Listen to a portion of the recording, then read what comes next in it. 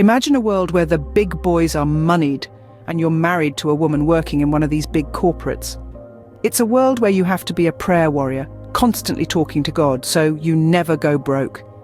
It might even be a good idea to carry around a pocket-sized green Gideon's Bible to have the presence of God with you 24/7.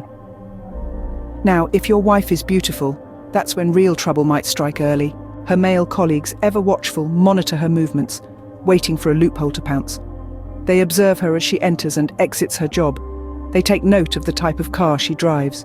If you're wealthy, and you pick her up in the evening with an expensive SUV, she'd be avoided like a plague. Men naturally fear rich men, but if they see her decline, from being dropped off by her husband to driving a Nissan Juke, then from nowhere appearing in a pink Nissan Note, the hunters start drooling and gossip begins to circulate. As she continues to decline, switching from Uber to public transportation, the senior bosses can no longer resist the urge to intervene. The finance department guys start asking for her payslip, and the ambitious boss sees how her payslip has been strangled, convincing himself she needs rescuing from drowning in the deep dark waters of poverty.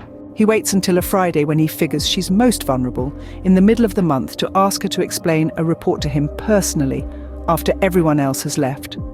That Friday, in her dark green dress that ends above her knees, your lovely wife walks into the boss's office, file in hand, shaking, thinking her job's on the line, and her husband is helpless. She wonders, what will the children eat? As she says a little prayer while the boss goes through her report, peering at her over his expensive glasses in awkward silence. Suddenly, the tea girl knocks, supplies tea, and leaves hurriedly. The boss compliments her work, smiles and removes his glasses. She's relieved.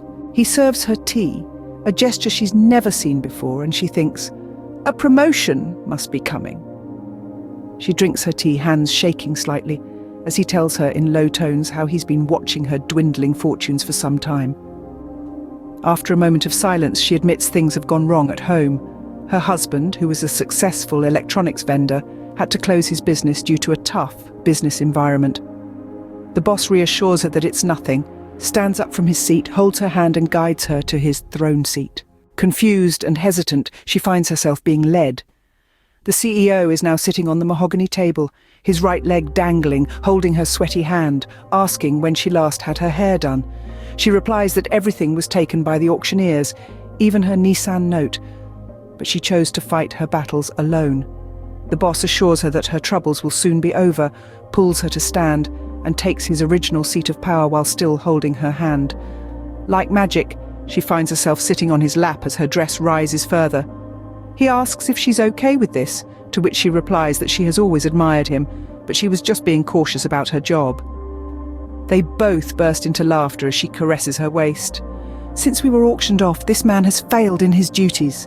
A story of survival in the corporate world, of the struggles of maintaining a family in a tough business environment, and of the desperate measures people take to keep their heads above water.